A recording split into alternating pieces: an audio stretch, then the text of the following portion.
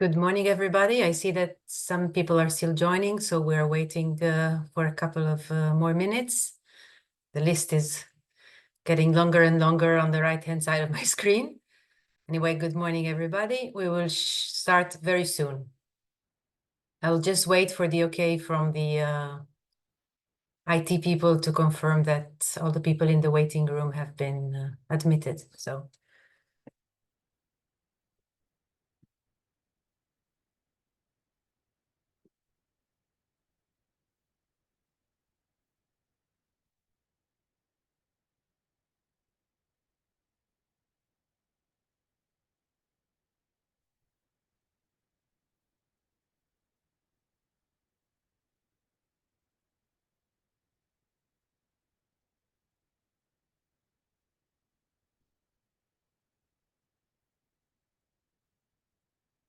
Chiara, what do you think?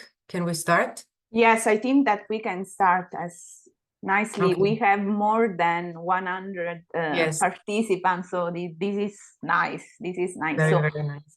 Good morning, everybody. Good morning. Welcome to this Climate Adaptation Network second webinar, nature-based solution and devising action to achieve rapid and far-reaching transformational adaptation. Good morning, my name is Chiara Trozzo. I'm working at CMCC Foundation and I am one of the partners of the TransformAr project, who is the one who organized this webinar in collaboration with the EU mission on adaptation to climate change and the Green Deal Project Support Office as part of the activities of the peer-to-peer program and the working group on biodiversity and climate change. So the idea of today is just to talking about nature-based solution, their root causes, all the aspects to implement and scale up the nature-based solution and their role in reaching climate resilience.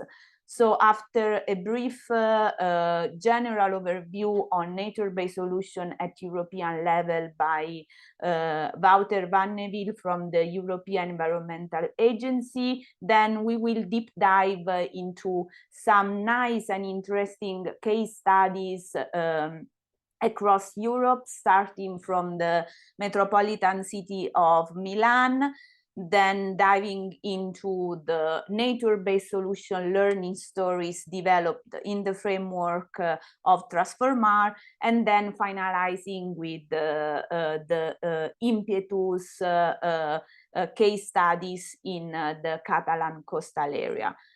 And then we will have the time to have an interactive Q and answer session, so you can ask all the speakers the relevant session.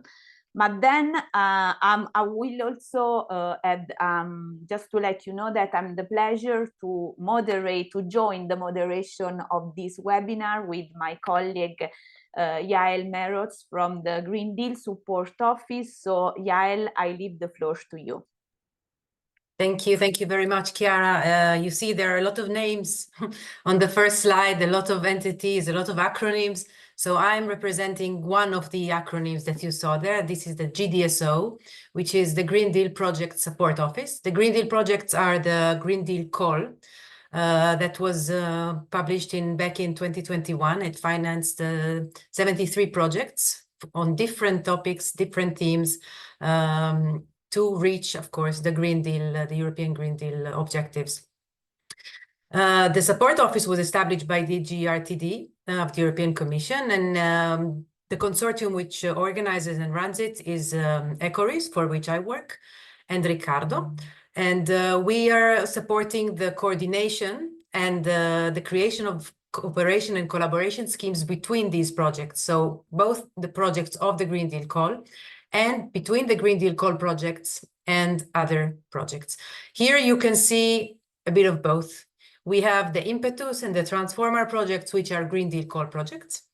And they have been collaborating. I mean, you can see, for example, I see Tereza, who is from the IMPETUS project. You see her video on, and she has the TransformAr background. So to show you that the Green Deal Call projects are collaborating very closely and tightly, also with our support, of course. And we also provide opportunities to get to know other realities, other projects, for example, like the one that we saw, that Chiara was mentioning, of the Metropolitan City of Milan, which is a LIFE program project. In particular, I would like to mention that this meeting by the Green Deal Support Office is organized within the framework of one of the working groups that we have, which is the Climate Change and Biodiversity. Of course, we have also other working groups, the Clean Energy, Urban Environment, Food and Health, and Knowledge and Citizens. We have a website, we have a contact detail. I'll just leave it here, but we can, I think that's enough for me. I'm not the interesting one in this webinar, so go ahead, Chiara, you can go to the next slide. And yes, this, if you want, yeah, go ahead, you explain. No, please go ahead. You can further explain. Okay, so it's just like 20 seconds. The meeting is recorded, as you maybe you've heard the voice saying that it's going to be recorded. So you will be able to access it in case of need. Please keep your microphones muted whenever the presentation, you are not speaking, of course, and this could happen later. Camera off, but of course, if you choose to turn it on, it's not a big deal. And then use the Q&A box to react, comment, and ask questions, not necessarily the chat. So that's all. If you have any technical issues and you cannot reconnect or something, there is a specific email address of CMCC that can support you with this. And I think that's it on my side. I'm looking forward to hear the contributions and the presentations of all the others. We start with, next slide, TransformAr. So Jan Koels, I pass the floor to you. Chiara, if you want to say a few words also. No, please, Jan, the floor is yours. Thank you. Well, I'm happy. It's an honor here that we got this workshop together. It is, I think, interesting to bring like these various experts from various projects together, because especially under this Green Deal, so much is ongoing. So TransformAr now organized this one together, as you hear, with the Green Deal Support Office. So what is then TransformAr? So it is, well, a project on climate adaptation in general, transformational adaptation. And these are the projects basically where we connect to. So we have ourselves, TransformAr, then our sister projects are Cinzia and IMPETUS. You will hear more about IMPETUS later. And then Resilience is one also that supports us in the coordination. And then we have like a second level of coordination. And a second level, yeah, we got disturbed for a minute here. Second level of coordination support from the Green Deal Support Office. So you see here the various case studies. Let's go to the next one. So all these projects, basically, they support the EU mission on adaptation to climate change. And that aims to make the regions resilient by 2030 even. So that's like nearby. So the main reason is that a main challenge is to make it faster, smarter, and more systemic. So what we do in TransformAr is testing some solutions, including nature-based solutions. We also work on the pathways to get towards implementation, also on acceptability, because social behavior, social aspects, behavioral aspects are of course important for change. And then, of course, also impact assessment and financing. So you can see like TransformAr is like a big project where we tackle all aspects of adaptation. And this one is on the nature-based solutions. Here is another slide with some other sort of solutions where we all work on technology, nature-based solutions, governance, finance, and behavioral change. And of course, for nature-based solution, the topic of this webinar, basically you also need all of them, because for nature-based solutions, you also need like technology. You need sensors to monitor their performance, sensors to monitor their water flows and water quality and regulation. And so you also need like governance, because how you get like nature-based solutions implemented, someone needs to pay, someone needs to organize to implement, on whose land will it be, and so on. Is it public land or private land? You need also like the planning, the investment arrangements, the well, insurance also is one part of it. So and then behavioral change, of course, because people need to want nature-based solutions on their land. So so it is an integrated project, and that's it, I think, from my side. Oh no, here the demonstrators. Well, we have one in Finland, 2 cities. One moment. We have the demonstrators in Finland, in Guadeloupe, Norway, UK, and Italy. But you hear more about them from Tereza. Thank you, Jan.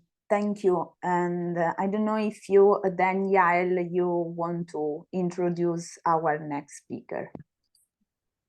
Yes, I leave the floor now to Beatriz Mayor, which he's here under the hat of the mission, the EU mission for adaptation to climate change, because we all also work together under the GDSO. You can see that this is mentioned in the slide, so we know on different fronts. So Beatriz, I leave the floor to present the mission's activities and technical support to NBS in particular. Thank you.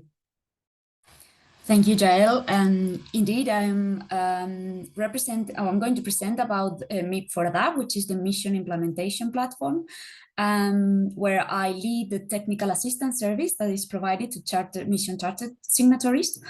But I am also the facilitator of the Biodiversity and Climate Change Working Group that has also supported this webinar, as TransformAr and IMPETUS are two of our working group projects. Next slide, please. So just to give very slightly a little bit of context, as you may know, the EU has 5 missions, one of which is the Adaptation to Climate Change mission. And all of these 5 missions are also related to the Green Deal, so everything is kind of connected. The objective of the Adaptation to Climate Change mission is to support at least 150 European regions and communities towards climate resilience by 2030. Next slide, please.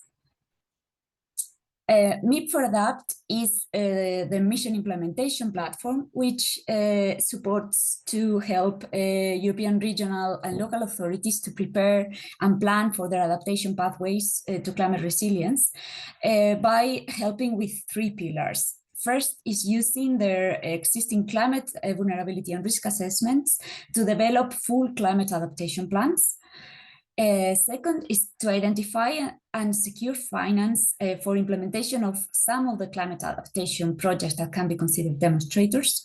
Projects that are already in line and can be started first. And the third pillar is stimulating the engagement and mobilization of citizens and stakeholders to get them included in this climate adaptation process and leaving no one behind. Next slide, please. As I said, MIP for ADAPT has several streams of services provided to the whole mission community. One of them is it coordinates the community of practice, which is aimed to facilitate and exchange knowledge and experience to strengthen coordination and collaboration among participants, and hosts a community that composed by the charter signatories, which are all the regional and local authorities that signed the charter and joined the mission. Friends of the mission, who are external actors such as universities and private companies that want to support the mission. The mission projects such as TransformAr, IMPETUS, and all the projects from European calls that have been supporting the mission, national adaptation contact points, member state authorities, and European institutions. Within this community, there are several activities developed, and one of the streams of activity has been focused on the topic of nature-based solutions, which is coordinated by Network Nature. Next slide, please. A summary here of some of the activities that were organized related to nature-based solutions in the community. There was a presentation in 2024, January 2024, on nature-based solutions as adaptation options. This presentation was provided by Susanna Jonfra from Nature Network. Nature, sorry. Then in February and to May 2024, there has been peer learning group on nature-based solutions that hosted online sessions focused on expert presentations and peer exchange between participants and focusing on the topic of nature-based solutions for water management, restoration of rivers ecosystems, urban nature-based solutions, and agricultural sectors. Thirdly, there was a launch of the cross-project cooperation on MBS with Network Nature Plus. And this network brings together the MBS and R&I community and creates opportunities for local international cooperation to maximize impact and spread of nature-based solutions. And finally, the Network Nature Plus task forces selected MBS projects under the EU Adaptation Mission and other EU funding calls to have discussions on this topic. Next slide, please. The other example of service where nature-based solution is addressed is, sorry, can you go one back? This one, thank you, is the technical assistance provided by MIP4ADAPT to charter signatories that has three types. The first type is focused on supporting the adaptation planning, and MBS is included by considering nature-based solutions among the portfolio of climate adaptation options that the plans include. The second type is support on financing for climate adaptation projects. And we try to prioritize nature-based solution projects to make sure that nature-based solutions mainstreaming happens fast. And thirdly, the third type of technical assistance supports on stakeholder and citizen engagement. And MBS is considered by engaging relevant stakeholders for the design, implementation, and financing of projects, including nature-based solutions, such as investors or beneficiaries. Next slide, and last one. Just some examples of the work on technical assistance on nature-based solutions to flag that there has been identification of successful examples of MBS implementation and inspiration for adaptation options in several of our services, such as Louth County Council. There has been support to a stakeholder, we have supported a stakeholder event to present a guide for municipalities on how to design and implement nature-based solutions.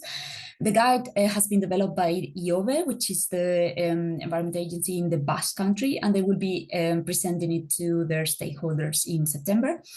And also a third example.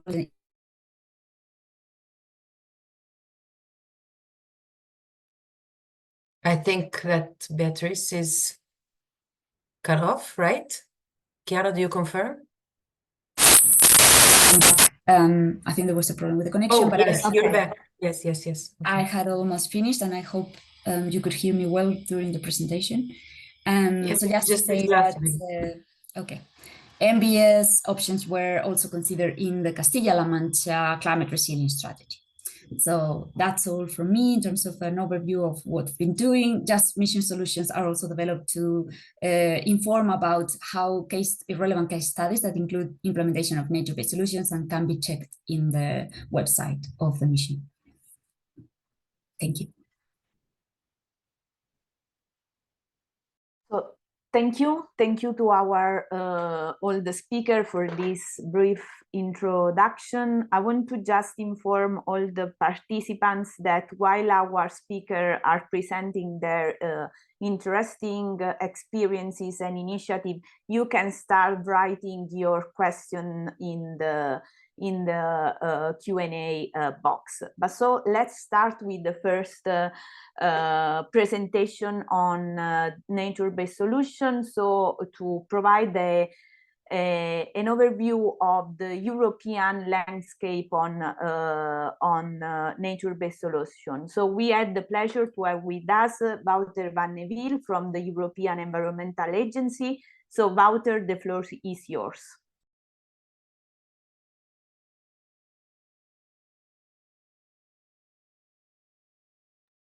Thank you very much, Chiara. Thanks for the invitation. I'm going to give a short overview of nature-based solutions at the European level, what we are doing at the European Environment Agency over the last years, but also where we see links.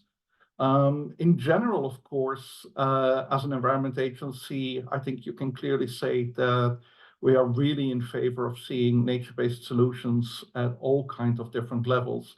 But at the same time, I think we cannot be blind for some of the difficulties that remain after several years and where different partners need to work together to overcome them.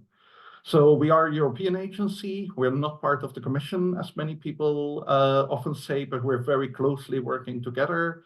We're one of the European agencies like the Medicines Agency or like EIOPA, which is the supervisor on the insurance industry. We are a knowledge and data provider, so a lot of the EU data flows on environment and climate pass through us, and we want to be trustworthy and forward-looking.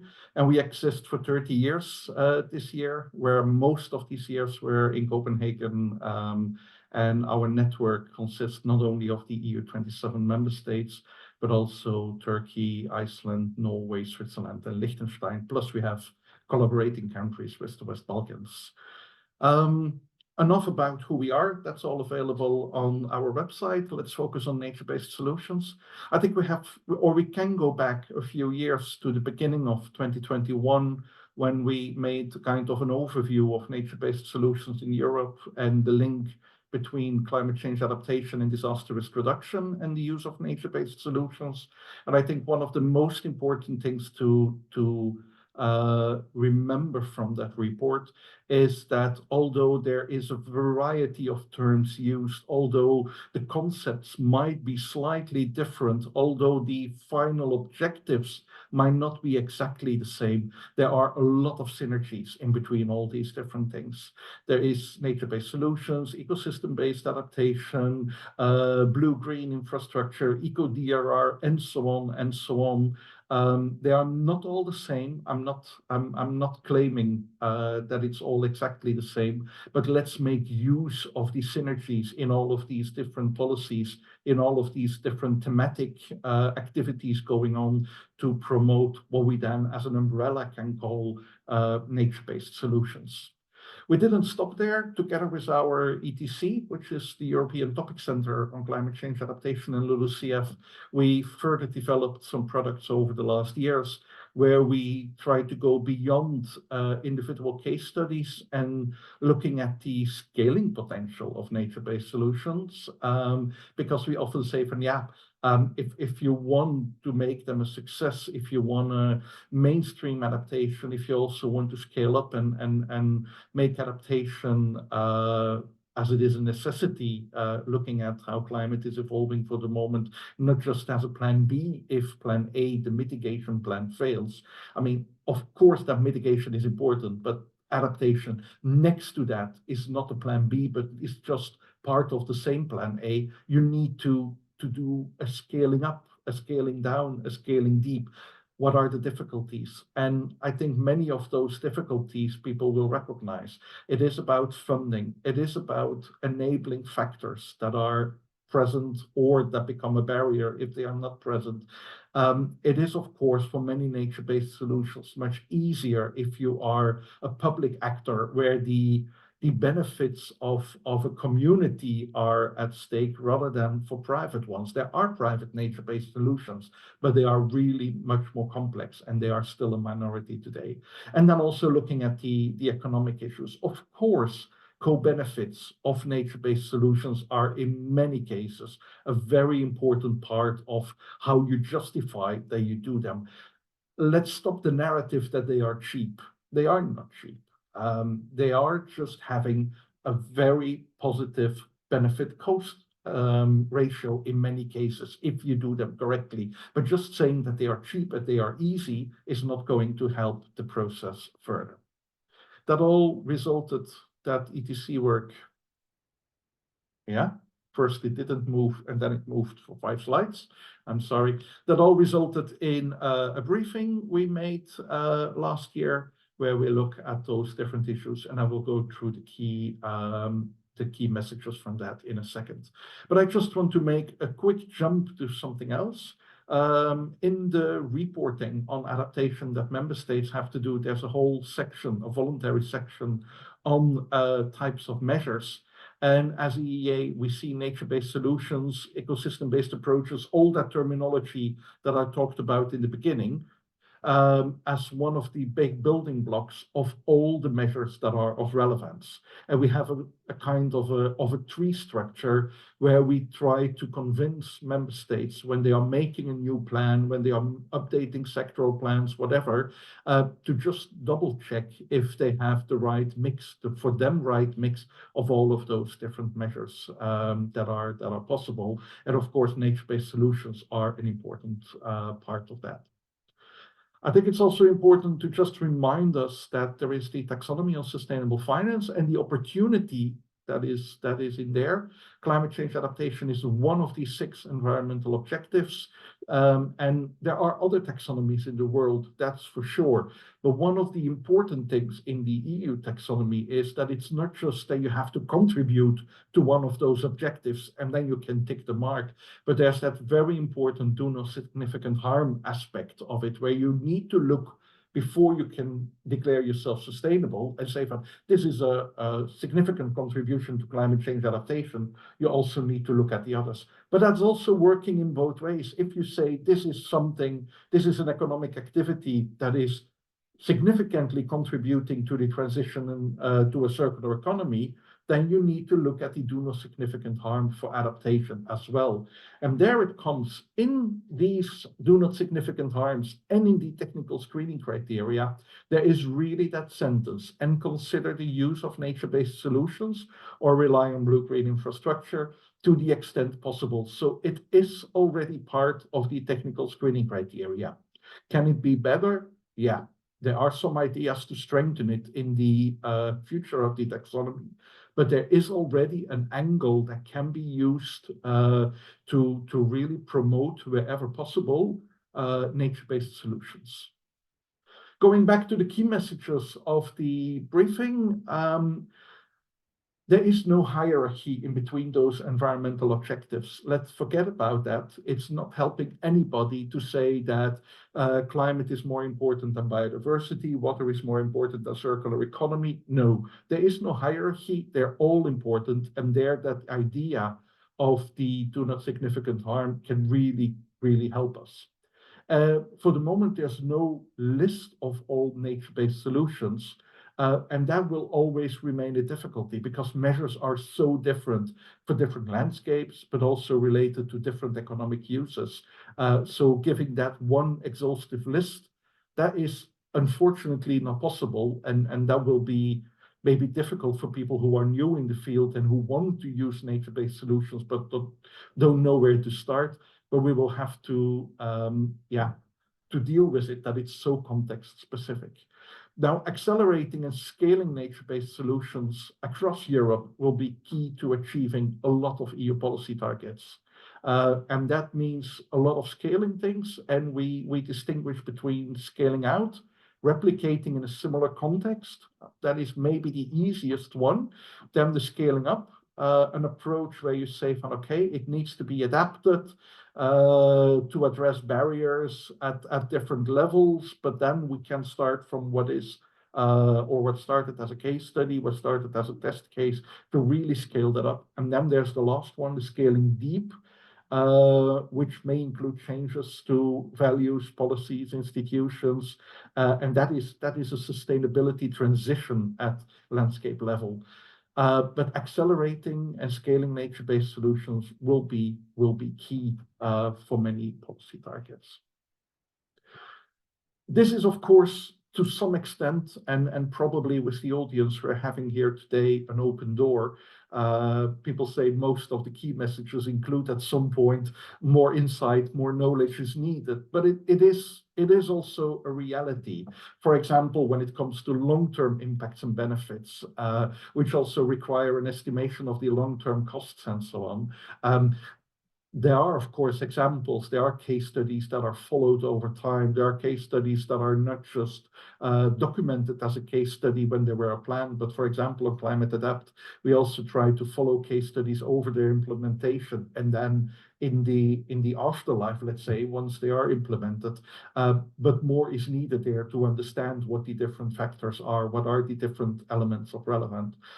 Cost and benefits of nature-based solutions need to be clear, but at the same time, we need to be honest. In many of the case studies, the benefit-cost ratio or the quantification of benefits and so on was not the main argument to use them, which also means that there are a lot of case studies where that cost effectiveness or cost efficiency, different measures depending on the information available and what you try to measure, is simply not available. And as I said in the beginning, co-benefits are real benefits. So it's okay to bring them into account and to take them into account. But at the same time, estimating co-benefits, of course, is a next level of complexity. If you want to go beyond public funding, that economic aspect will be even more important. If you are planning as a public authority an overflow zone for flooding that is upstream of a city on some land, you're taking into account those public benefits and the greater benefit of a community. But if you're doing something as a private investor, as a company, on your own property that you have where you need to change your processes and so on, it's much more difficult to justify that the benefits are 10 kilometers downstream or that the benefits are over the very long term if you need to justify that to investors and so on. So it's a bit too easy to say that the public sector need to do more and they didn't do enough so far. It is really not so easy, but there are some business models created and more are there, but we will have to go beyond public funding. And of course, the just aspect, which is coming back in everything we do, is it climate change adaptation or any of the other environmental objectives, the just aspect is of course of utmost importance. Scaling, maybe just to step out from the key messages for 1 second. Scaling requires a lot of knowledge about the original context and these success factors. I said before, when we talk about scaling up, scaling deep, scaling out, and so on, it's really not just taking a good example, something that works, do it somewhere else, and hoping that it will work there as well. It really requires that knowledge of the original context. That can be a barrier, but that can also be an opportunity to adapt, to learn, and to do better. The same as more information is needed or more knowledge is needed, there will also always be something on more data is needed, but also that is absolutely true. And especially it is when it is to compare. If you are someone who needs to convince an investor to do a certain measure, to take a certain measure, and to convince them of a nature-based solution, very often it is, and what are the costs and benefits of certain alternatives? And that is, in many of the case studies we studied so far, hardly available. Knowledge sharing will be key there to understand. There might be some evolutions towards common indicators that will help, maybe over time, even some reporting standards. Nature-based solutions and the effectiveness of different scale is also something to take into account. Also, again, when it comes to private initiatives, it might be that you have a very good idea, but let's be honest, for some of the ideas, there is a market, but that market is not endless. So you cannot just replicate that idea. With all my respect, and I really adore several of the initiatives that are taken, But for example, when it comes to wheat products, or when it comes to farms that at the same time take kindergartens, but elderly homes, and all these kind of co-activities that are then also allowing them to go away from a very intensive way of doing agriculture towards a more extensive one, which is in the agriculture sector with most NBS activities the case. They have a level of extensivation. There are some limits to that, and let's not ignore it and ask from everyone in the sector to do something similar, because that's simply not possible. There are some interesting collections made of information, and I think next to all the projects that are present here today and that are working together, I mean, that is probably one of the other keywords, working together. There are some others where information is collected. Think about Operandum, the newly started Go Nature Positive, but these are just examples. There are many more. And then when it comes to barriers and opportunities, let's also not forget when I showed the slide with the tree structure of all the different kinds of measures, types of measures you can take, where nature-based solutions is clearly one of them. There's also a policy context for them. So there are links in between the different measures as well. And it might be that before you can be successful, there's a need to have some governance changes, some policy context changes to really make nature-based solutions thrive. Going to the last one, and in fact, I already said it, there is no catalog, there's no list, but to realize the full potential, more of that targeted coordination and governance will be needed next to finance and financial initiatives, funding and financial initiatives. Regional planning will be key, risk profiles, but really taking into account local and risks at the place where nature-based solutions are implemented. Those are some of the key elements to overcome some of the barriers and to really make them success factors. Nature-based solution is high on the agenda. There's a lot going on next week. There's Terra and Vision. Of course, it's a little bit late for people to decide now if they want to join, but also online participation is still possible as far as I understood. So nature-based solutions is really, having a lot of activities dealing with it. And I think linking all of them is really a nice idea. To have that knowledge exchange in practice and not just saying, but yeah, we have to do that would be a good idea. And to end, I think there's a lot of information that we try to share via Climate Adapt, our portal on climate change adaptation. And one of them, as I said before, are the case studies that are not just a collection of as many as possible case studies, but a kind of in-depth collection, where we also try to go back to the responsibles during the implementation, after the implementation, to see how monitoring is going, if there's been an evaluation of the case, and so on. So that's certainly one of the places where some of the answers can be found. But if there's any question, I'm available the whole session. Thank you very much, and back to you, Chiara. Thank you very much, Wouter, for this very interesting presentation. There are a few people asking questions about it, so if you have time, just have a look if you manage to do it by writing, or if we do it later through the exchanges, oral exchanges, so it's okay. I'll have it's my pleasure now to introduce Cinzia Davoli from the Metropolitan City of Milan. The project she's presenting, it's a closed project several years now. It's on the Climate Adapt platform that you mentioned before, Wouter. They have a case study there. The project is the Life Metro Adapt, and this is how we met actually. And it's part of the Life program, and they also won a prize for the best projects in 2022, I think it was.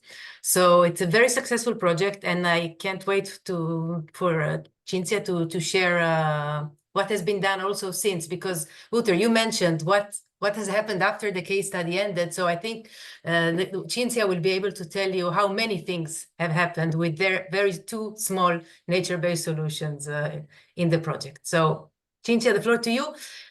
You have 15 minutes because we are already a bit behind schedule. So Yes. That's it. Thanks. Thank you, Yael. Good morning, everyone. Thank you for the presentation. Let me know if you can see the... Okay, now we see your desktop. Okay. So not the presentation. Okay, wait a minute. And now? Yes. Thank Now you. yes. Thank you. First of all, a few words to set the scene to the Metropolitan City of Milan. That is a public body that coordinates the territory of 133 different municipalities. A very small territory, about 1,500 square kilometers, half of which are half of which is urbanized, and a little less, the remainder is agricultural green. With around 3.5 million inhabitants, this is the densest in territory in Italy. In 2080, after the COP21 in Paris, we started to think about what the climate change means for our inhabitants. Sorry, no problem with that. Okay, means for our inhabitants. And because in that time, the phenomenon that we felt this kind of phenomenon very far away. Cinzia, we don't see the time scale. Okay, sorry. We just see the title, the project. Yes, and now? Okay, now it's coming in. Sorry. Yes, okay, sorry. Thank you, Yael. And at the time we wrote the Life Metro Adapt project. The project was divided in 5 steps. Knowing the effects of climate change in our territory, incorporating knowledge, the knowledge of the problems and the possible solution in our metropolitan territorial plan, and select the most technically favorable adaptation measures of our urban context. Then it was important bring all of this information or this action into the territory to carry out concrete demonstration action and concrete services for replicability of the solution system we created. The knowledge system created builds on a decision-making information system already present in Metropolitan City of Milan Authority by exploiting the cartographic knowledge capabilities with like aerophotogrammetric precision and the knowledge of satellite data made freely available by NASA and ESA. The phenomena that have been mapped with an accuracy of 30 meters are heat island and stormwater runoff. By crossing reference the information developed by the Metro Adapt project with the ones that are already present in the Metropolitan City of Milan, we also mapped the points where adaptation responses can be concretely activated with better effects. In this slide, you can concretely see what we have achieved. On the left, there's the image we implemented by calculating 240 warmer nights in 4 years. These are our urban heat island. From here, we understood that in our area, the difference in night temperature between the city and the rural part is around 2.8 degrees, with numerous peaks of up over 5 degrees. On the right, you can see a triplet images that maps the capacity of the soil to retain rainwater, based on land use and soil characteristics. The difference between the three images depends on the seeking of the soil. In the first image, we see an averagely dry soil that, due to the characteristic of use and pedology, reacts around the 70% of the rainwater. In the middle image, with an averagely humid soil, the 85% of the rainwater is reacted, and the last image, an already humid soil after days and days of rain that we have this here. Our soil reacts over the 90% of the water, which obviously flows on the street, on the paved surfaces, and up in the sewer system, but in the surface water network and in the people's cellars, and not only people's, but also in the one of our farmers and so on. But what is this detailed knowledge for? This is for deciding what we have to do and where. The system we created thanks to the Life Metroada project is therefore a real decision support system for adapting to climate change, and it is and was useful for us, and it is useful for our entire territory. But what kind of intervention we have chosen to carry forward? We choose nature-based solution. Since I mentioned before, in a territory as dense and complex as ours, every single intervention that is carried out in the land must provide a multiple service and must be integrated into such a historical and functional built environment. MBS are interventions inspired by ecosystem adaptation strategies and copied and supported by nature, intended to provide a simultaneous human and environmental benefits.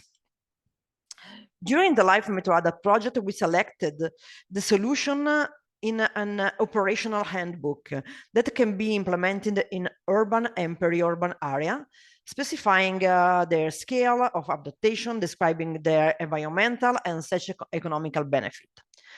Each MBS scheme profile reports and brief description of the MBS, the technical information on planning and design, pros and cons, management and maintenance aspect, and 2 or 3 selected best practice. The different types are ambly as applicable to the urban and peri-urban context have been categorizing according to their primary role. The water management, green solution on built environment, and ground green spaces. Therefore, we have grounded 2 examples of MBS water treatment. Those one previously we called green ground spaces. We intervened during the Life Metroada project in 2 small towns in the Milanese hinterland. These interventions were very well accepted by citizens and municipalities, and they solved some problems present in that areas. What we have done to make all of these results acquired in Life Metroada project stable and continuous in our territory and for our institution? On one hand, we have worked to place the objective and solution for adaptation to climate change and in the strategic plan and in planning tools of our institution, like Agenda 2030, our Metropolitan Territorial Plan, and the strategic plan. On the other hand, we have organized a Metropolitan Board with institutional stakeholder for the nature-based solution water treatment that study the national and regional regulatory and the administrative framework to build real clear implementation paths. We have also used a multiple composition of the European funds to put in the ground no longer examples, but study and transformative intervention. With 3 new Horizon projects, we want to understand how, from nature-based solution seen as adaptation tool, we can move to tools for the generation of alternative water for drinking water. For example, for street cleaning, for irrigation and domestic uses. We also using over 50 million euros from the next generation recovery plan to carry out 90 nature-based solution water treatment intervention in 32 different municipalities to create a real sponge metropolitan city. This is an example. We are now we have opened half of the city the built constructions, and this example is an industrial area in a municipality of around 20,000 inhabitants.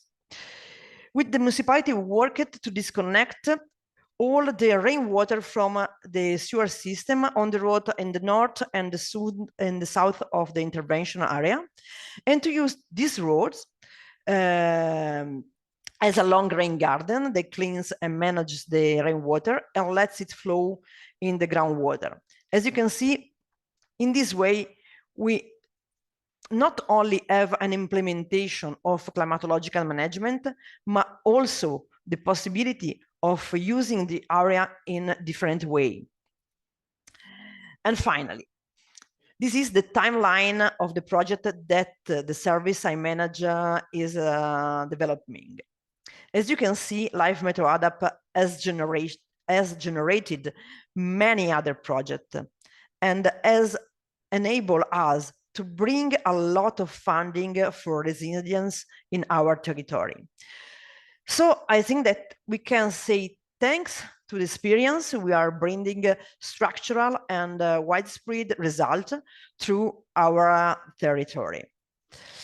And this is all for by my part. So thank you. I hope that I can be quick and as okay. And yes, so Yael, the floor is yours, and I'm here for every other question that you have.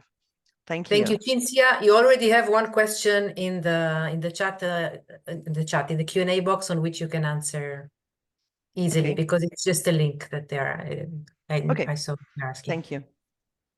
Thank you, Cinzia. Thank you for this inspiring presentation. So now let's move to, let's keep in Europe, but move to other areas, other case studies. So I have the pleasure to introduce Tereza Hnátková, I hope I pronounce it correctly, from the Czech University of Life Science. Will present all the experience and the work done within our TransformAr project on the nature-based solution learning stories. Tereza, the floor is yours. Thank you. Good morning. My name is Tereza Hnátková. I'm from Czech University of Life Science, and I have the pleasure to introduce you demo sites covered with the TransformAr project, which are focusing on the nature-based solutions. Jan already presented the scope and main approach of the TransformAr project. I would like to focus only on the 3 demo sites, which are city of Lappeenranta in Finland, focusing mainly on the urban runoff system to deal with stormwater and ecosystem and nature-based solutions. West Country region in UK, focusing on the vulnerable water business sector and agriculture and nutrient saving. And the other one is Oristano in Italy, focusing on the nutrients load reduction and flood management and nature conservation for cultural and natural heritage.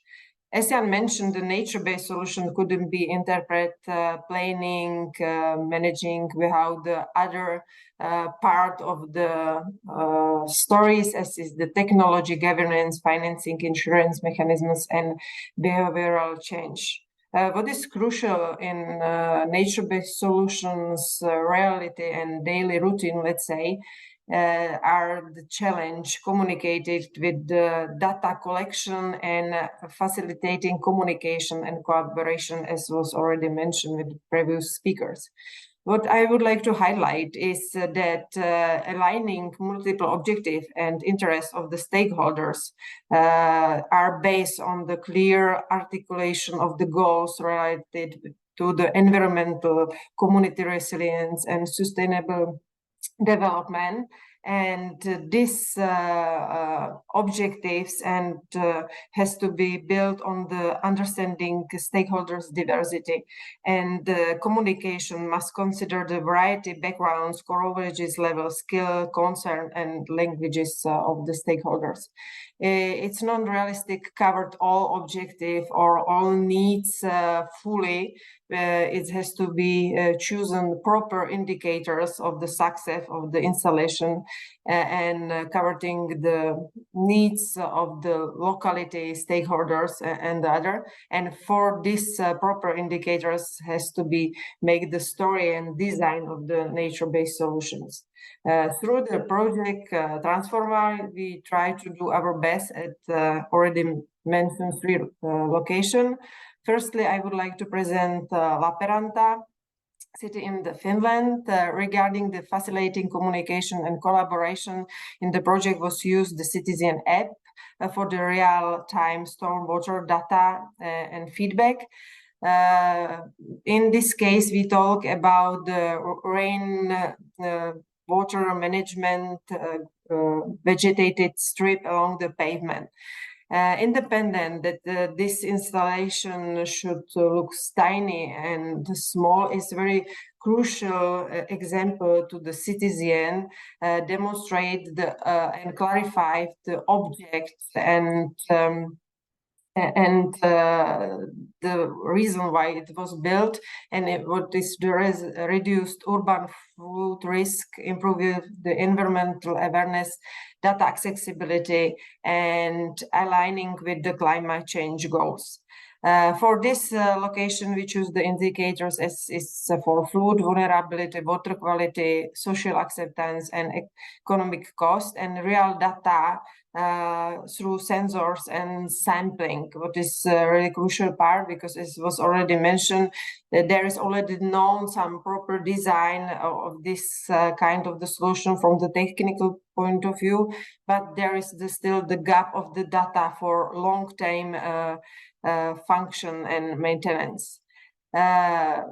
Crucial is also a connection with the legislation and regulatory requirement. There, in this case, it's aligning with the Finland climate change strategy and flood risk regulation, compliance with the local adaptation plans. Addressing the property rights and landowner permissions, we use the CEI survey, helps to address property rights challenge and willingness for private land measures. This is also what was mentioned with my previous speakers. In this case, we would like to enforce and encourage also the private land owners use this kind of the installation on their lands. To be able to build the system in these tiny details, we have to have the proper knowledge about the whole area. The background in planning of NBS has to be interpreted in the context of hydrodynamics models, flood mitigation. It means that hydrodynamic models was used for simulate the water flow and flooding scenario, help to design and access flood mitigation strategy as is wetland restoration or green strip buildings. The other topic covered with the project is the water quality improvement. It's modeling the transport and dispersion of pollutants in the water body, because as you can see, the lake is the final recipient of the runoff water from the pavement area in the city. Very important part is obviously hidden. It's underground, and hydrogeology in context of the groundwater research is also a crucial part of this project as the aquifer protection. The hydrological context helps in protect the aquifer from contaminant in this case. The other location, Oristano, Italy, is a little bit different, mainly in the scale. The problem is quite similar, also runoff water, but in this case, mainly from the rural and farmers area, and very closely to the sea. There are to interface runoff from the agricultural land and the sea water coming to the target location. Facilitation, communication, and collaboration here was mainly through the coastal contracts and smart gate involving local communities and various stakeholders. As in the previous case, here was a crucial point, the water quality. And because of the scale, I would like to accent resilience to climate impact and promote the conservation and adaptive measurements.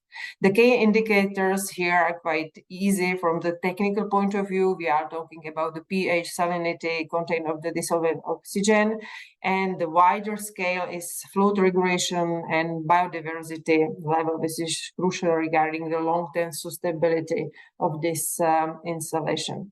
As in the previous case, complies with the national and regulation climate adaptation strategy, addressing property also to the mainly built on the participatory planning and decision making under cost initiative, and wide stakeholders community as was engagement through the workshop, public meeting, and education campaign.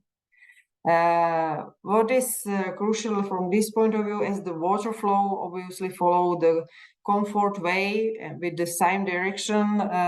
Through the project, we also try to push all the stakeholders to follow the same goal and same plan, let's say. The last demo site which I would like to present is West England. There is a situation quite similar. We are talking about the runoff water from the agriculture end, which is strongly affected with the farmers' actions.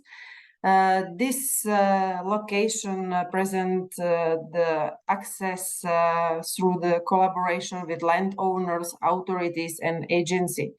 We are focusing on the diffuse water pollution, habitat loss from agriculture, and climate change impact, and align stakeholders' interest with the economic incentive like phosphate credits. It's the example where we are visibly able to make some demos of solution often require initial investment and ongoing maintenance, but provide long-term environmental and economic benefits. For these purposes, we are addressing engage landowners through the compensation scheme for long-term land use change incentives like phosphate and biodiversity net gain credits. Way how we encourage stakeholders' participation is done through the citizen program, workshop, and public meetings, and our partner WRT builds trust and insurance strategy to delivery of inventors. Visible problem is with the water quality. As I mentioned, the market of the environment based on the ecosystem services in this case should be based on the phosphorus. When we are talking about the figures, only constructed wetlands in average are able per 1 year eliminated more than 150 kilograms phosphorus from hectare per year. In this case, it's really reasonable and very easily numerated contribution of the nature-based solutions.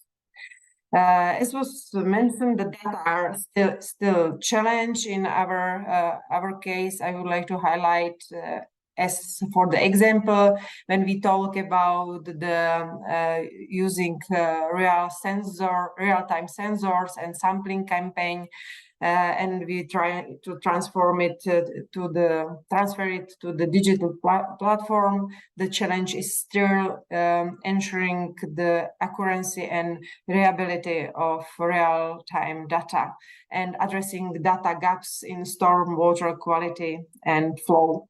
When we talk about the system for collecting the real-time data on water quality and hydraulic conditions, in example of wetlands, there is still problem with the also accuracy of the real data and integration into the adaptive management strategy.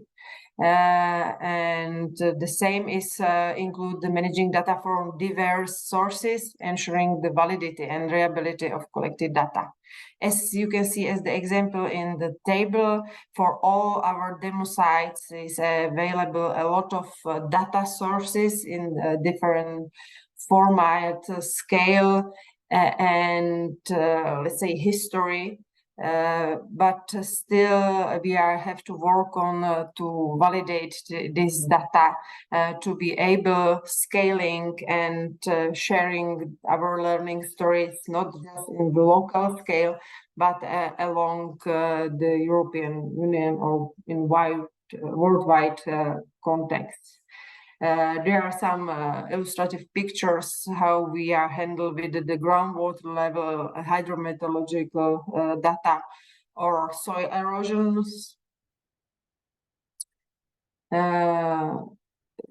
Why we choose this? Go a little bit back. Why we choose this location for the specific context?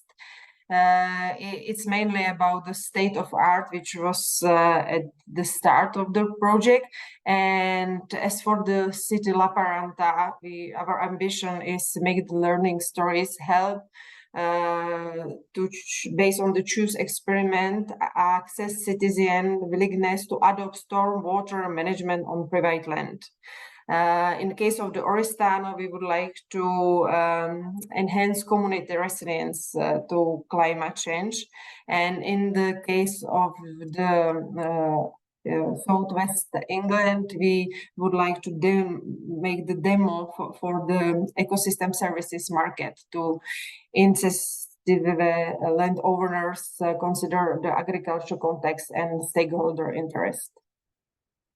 As still the base nature-based solutions, our all solutions follow the nature and take the stories from the nature. It's mean that the historical data are crucial, and is the reason why we couldn't easily take our solution and transfer to other side, and we have to study our followers' site very properly in the context of climate and local specific to be able make it nice, mainly also for not just for the ecological purposes, support the biodiversity, but also for well-being of the people. At the end, I would like to mention some difficulty emerged in the actual implementation of the nature-based solution. It was mainly the administrative. Still, there are some gaps ensuring compliance with the local and national adaptation strategy. From technical point of view, the market is full of the sensors, and new sensors are coming, but the maintaining and calibration this equipment still requires significant technical expertise and sources, and not just for the monitoring the impact, but also for the construction of NBS. Finance is everywhere. It's nice that now are on the market already some sustainable financing for long-term maintenance and cooperation.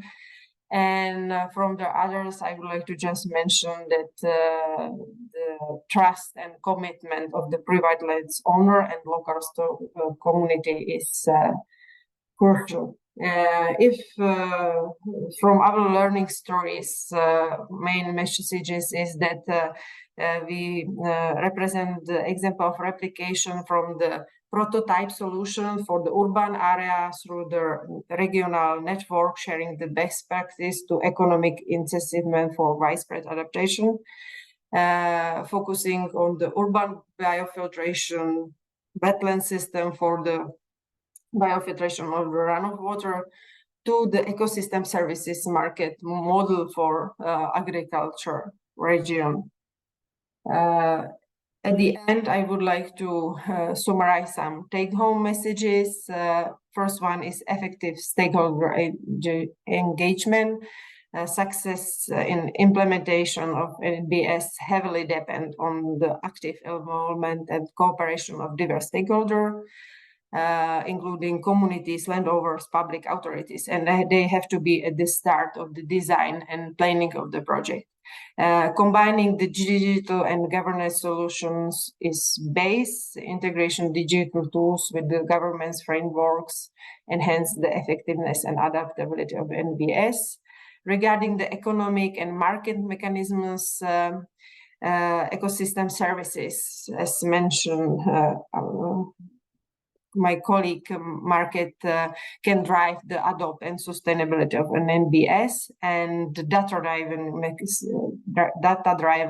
decision-making system is crucial for this, and regulation as well. It's all from my side. Thank you for attention. Thank you, Tereza, very much for this very, very interesting presentation of the TransformAr project. And I'm not sure, I haven't seen in the last 30 seconds, but maybe there are questions also for you there. Anyway, I'm pleased to present now Queralt, Plana, Puig from the IMPETUS project, which is another Green Deal call project in the working group of climate change and biodiversity, so a sister project of TransformAr. And Queralt is from the Catalonia Technology Center, and she will present the demo cases on the coastal NBS in Catalonia. Okay, so to you the floor. I remind you that about 15 minutes, if you can keep to the time, and that's it. Sure, I'll be as quick as possible to catch up a little bit of time. Good morning, everyone. So today I will present a little bit the IMPETUS project, just the main objective of the project, and then I'll go through the nature-based solutions that we are working on within the case study. So to introduce you a little bit the project, what we are trying to work on is some solutions and actuations that are required for climate change adaptation. So with these actions, what we want is to protect the communities and the planet from this climate change, to be better informed for decision-making support, and also supporting these vulnerable sectors and businesses to be more resilient. And of course, it considers the research, government, community, and industry aspects.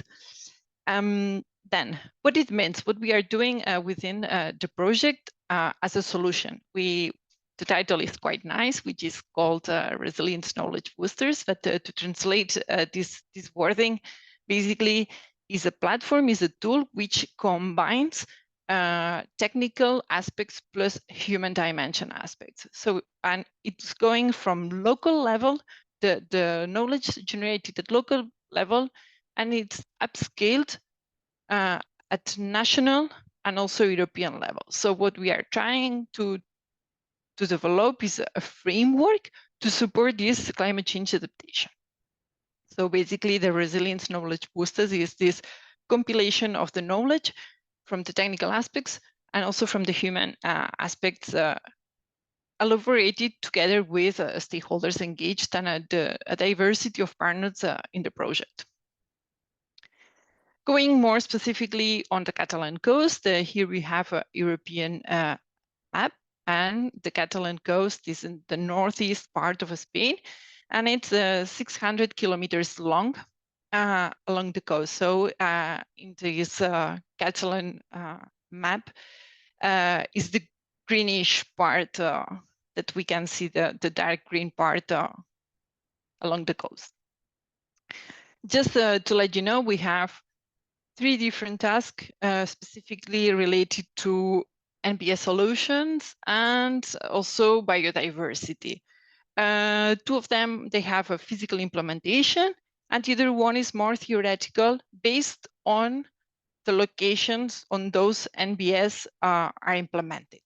Just to situate you a little bit, we have one task which is working on sand dune restoration to protect the coastal line, which we have 2 places.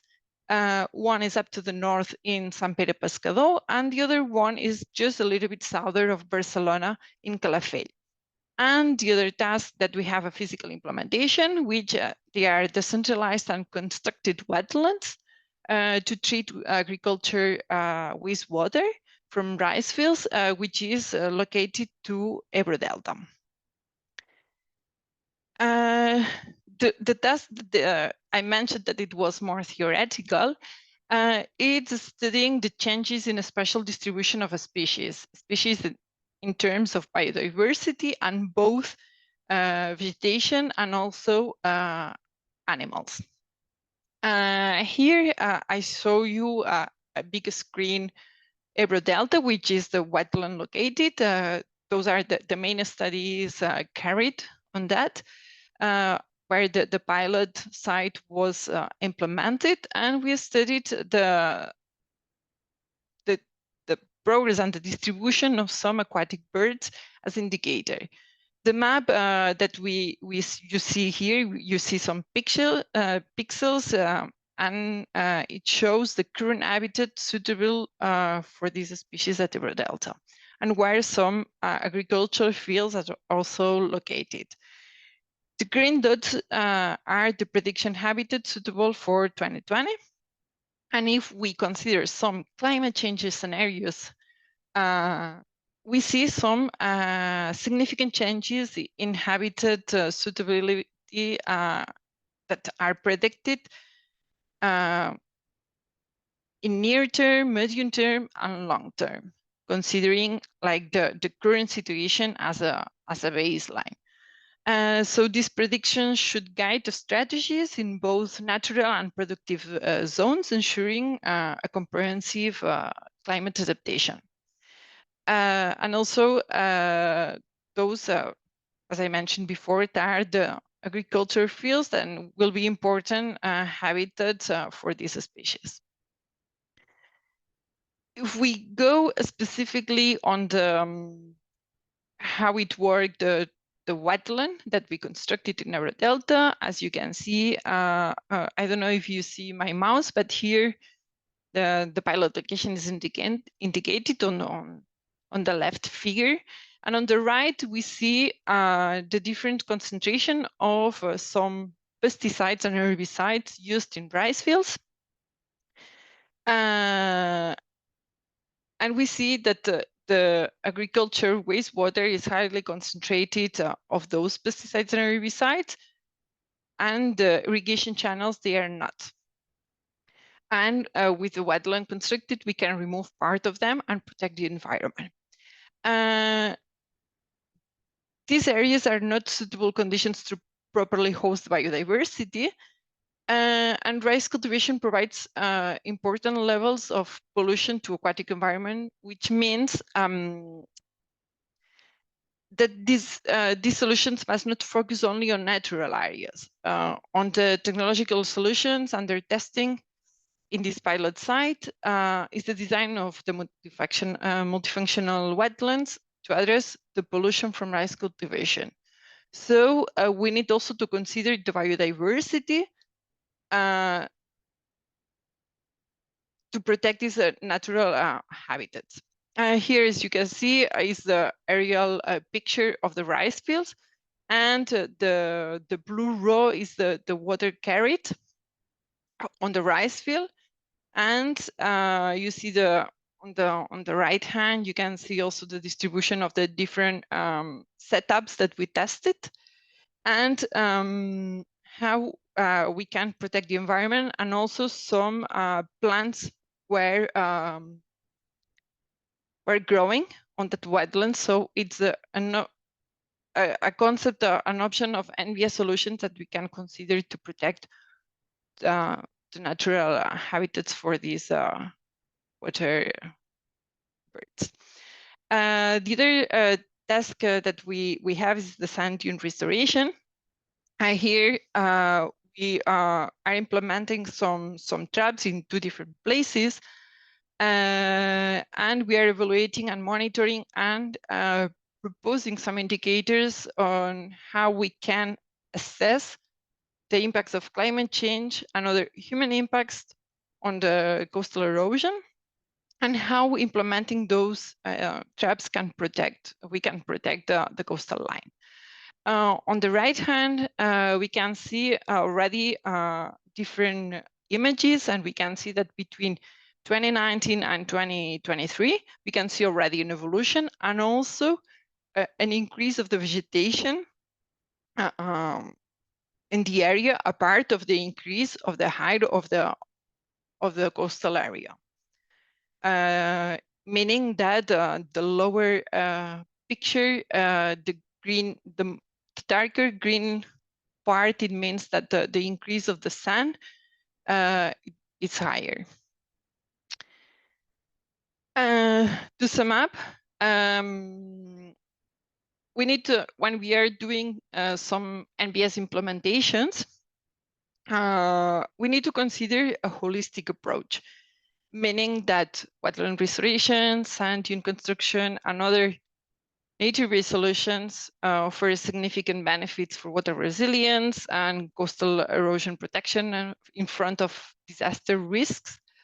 Some severe events, and minimize these risk in front of these severe events. And they are not 100% sustainable itself, and we need to consider the nature surrounding these nature-based solutions, inspired by these technologies, and we need to address complexities of the environmental challenges. And this holistic approach not only considers the technical part and also the environment, but also the local regulations, some stakeholders changes. So it considers the diversity of the vectors that can affect the biodiversity, and how these nature-based solutions implemented in specific areas can support these benefits or the increase or in the protection of the biodiversity. And that's everything from my side. If you have any question, I will be glad to reply you. Thank you very much, Queralt. I think that there are a lot of questions already in the Q&A section that our speakers have replied to so far. I see that there are only 2 more left, but Chiara, I leave the floor to you to guide this next part. Thank you, Yael.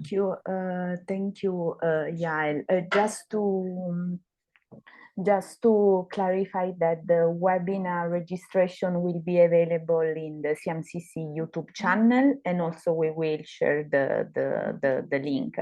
I would ask like a question that has been already answered by Cinzia, but I think it's quite suitable for all the case studies. It is related. What was your strategy to involve locals to NBS from current solutions? So Cinzia, I noticed that you already answered, but if you want to provide other more details, then we will. So in order of their presentations, so after Cinzia, then Tereza and Queralt, if then you want to add more details on this, please, Cinzia.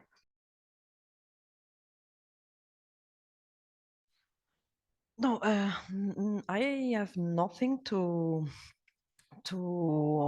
online in respect to the answer that I wrote, because we use the different projects and different funds to talk with the municipality. The municipalities are our first stakeholders, first of all. Then we are spending, I am spending a lot of time talking with the people, through the mayors and the municipality that are asking us to organize something into their territory to explain. In this part, we had not as a participatory co-project experience. We are trying to have this kind of 92 MBS demo sites in the spread metropolitan area, using that to engage the inhabitants, to engage the citizens, explaining that the benefits, explaining that how they can use, and how they can the benefits that they can have having this kind of, for example, this kind of parking lot, and not the traditional one. Now we are now is a real now. We are providing a service, sorry, for the I don't know how to explain better, but is some kind for helping the nature-based solution construction site that we are managing now, for helping them to be part of the cultural and the economical structure of our territory. So we are asking to a lot of different services like university or ATS or something like that, to help us to carry on this kind of services, to increase the participation of our inhabitants, our different municipalities, and so on.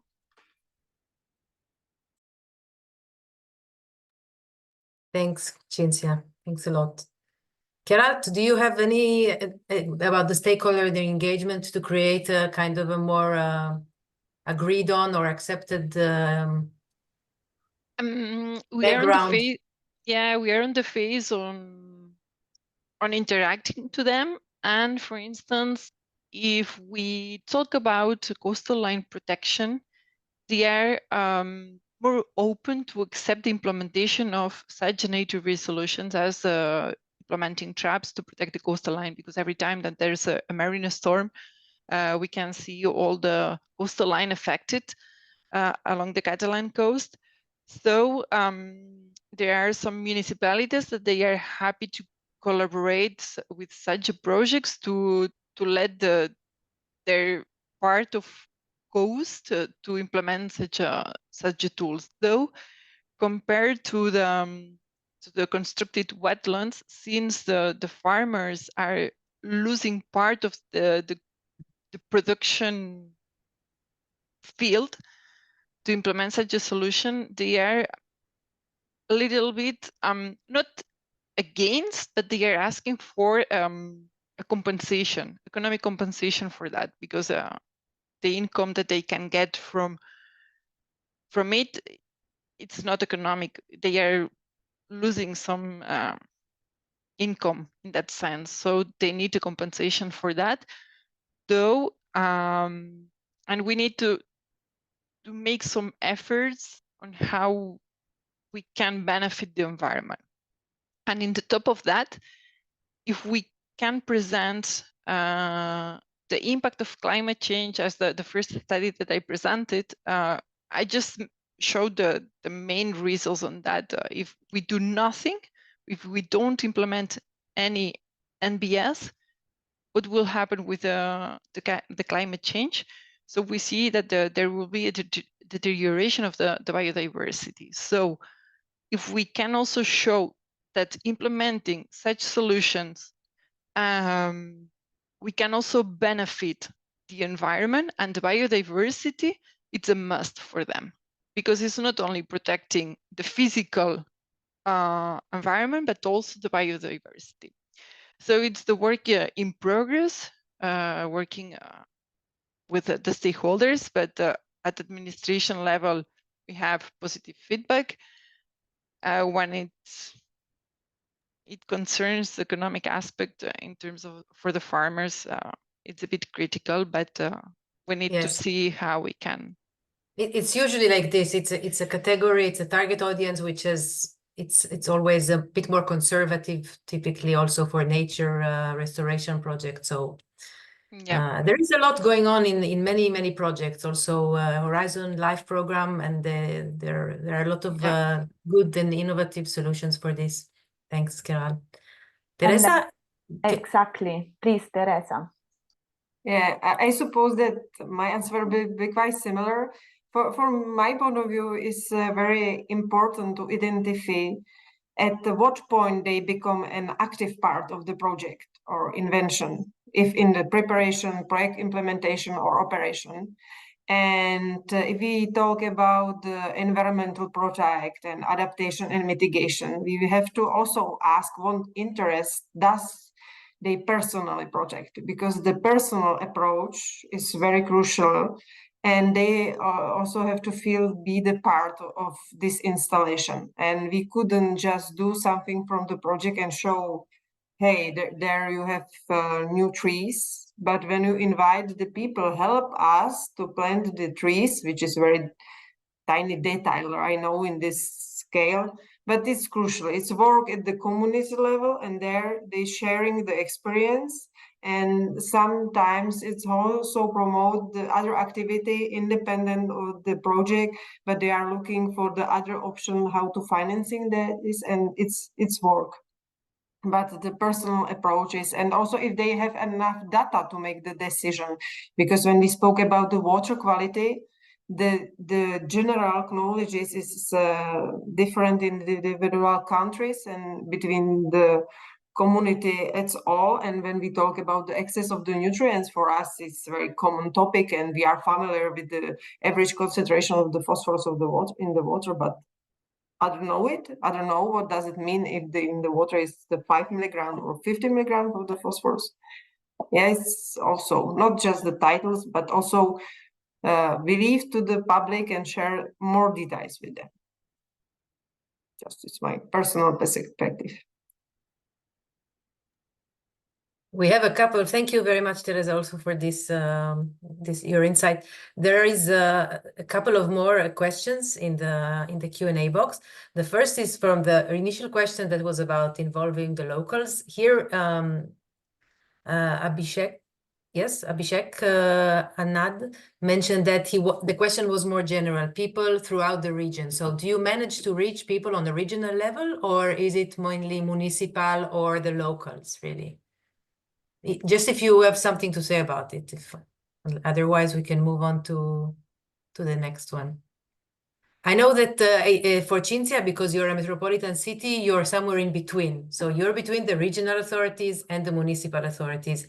So for sure you have interaction with regional authorities, but I'm not sure it's the regional level of communication and dissemination effort, which is a bit more difficult, of course, I think. And there is another question that regards, need you change any legislation? So are there any legal barriers which you have managed to overcome?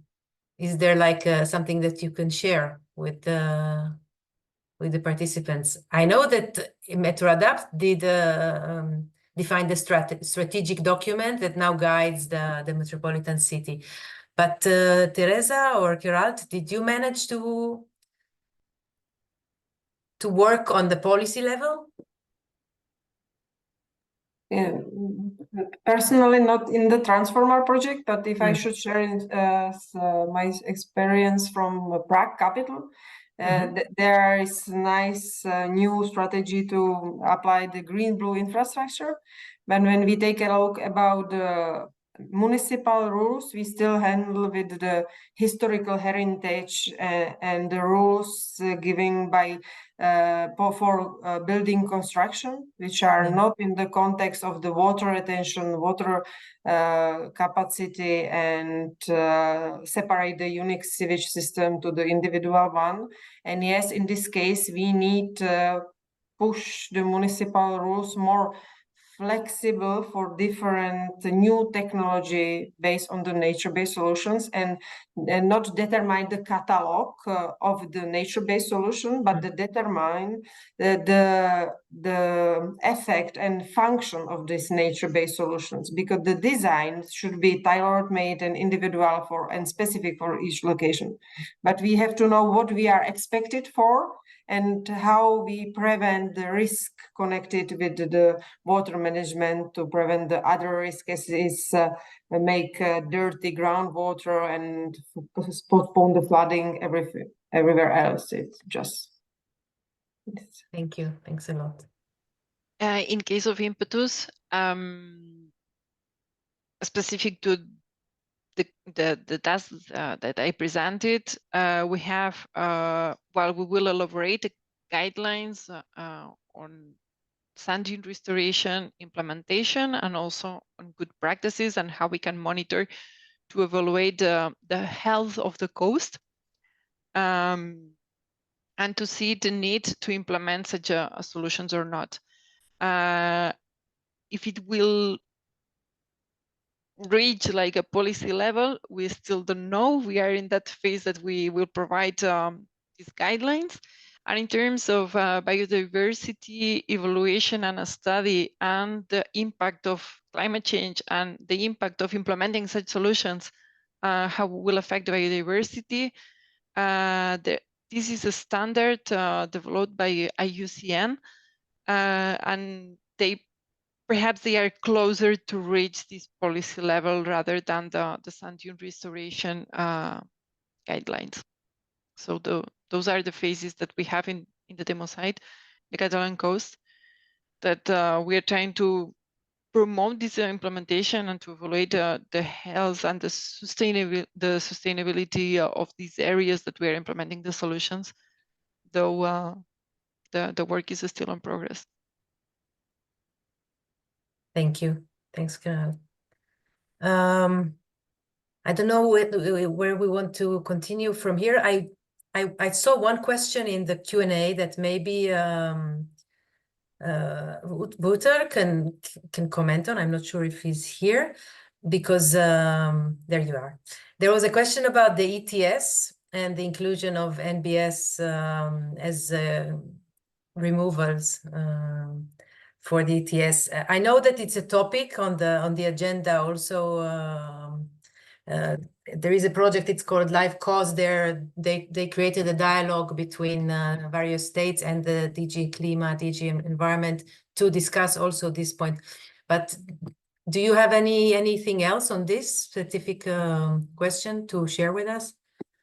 No, not really, in a sense that when looking from an adaptation perspective, there's not that much. So which is what I mainly do. Of course, when it comes to greening renewables, I mean, in Malta there was some tryouts to have green roofs and photovoltaics combined and so on. There were some ideas on how it could be done, but yeah, it was always more in the energy sector, and it didn't really have a strong adaptation component. Adaptation, So I don't feel an expert on this, I'm sorry. But I can tell you from the discussions that I saw at the live cause, if you want, I will put it in the chat as a link. Yeah. It's an emerging thematic topic also for the ETS, also nature-based solutions. I see more questions on the Q&A here. Let me go to the first one. So change in legislation, role in politicians in disruption of nature-based solutions. Do you have any experience there? Politicians that are disruptive? I see, no. Okay, this is for the recording. Share a link. Okay, so here I think that, Cinzia, you already shared the link to your catalog, where you can see the types of NBS, risks, benefits, etc. So if you go back, Ashwini Otasu, to the answered questions, you will find it there. Okay, thank you very much. For me, I think it was a very live discussion, and there were a lot of questions that were not answered out loud, but all the information is in the is there. Chiara, do you want to say also a few closing remarks? And yes, I mean, we're a bit ahead of schedule, but I think it's yes, because no, I would just thank you to you, Yael, thank you to Beatriz for co-organizing with us this webinar, and I would especially thank all our speakers for their availability to share their useful insight and experience on the role of NBS for climate resilience and climate adaptation. Just an information, as we mentioned, this webinar is part of a series of webinars for the climate adaptation network carried out within the TransformAr project. So stay tuned, because after the well-deserved for all of us summer break, we will be back maybe on probably with another webinar in autumn, and the other, but with a different topic, so more focused on the climate finance and mainly on adaptation finance. But more information will come soon after the summer. So I would again thanks all of you, all the participants that stay with us until the end of the webinar for the interactive discussion, and well, we will keep in touch, and have a nice afternoon. Thanks a lot, everybody. Also for CMCC for hosting on the platform, and for all the speakers also on my side.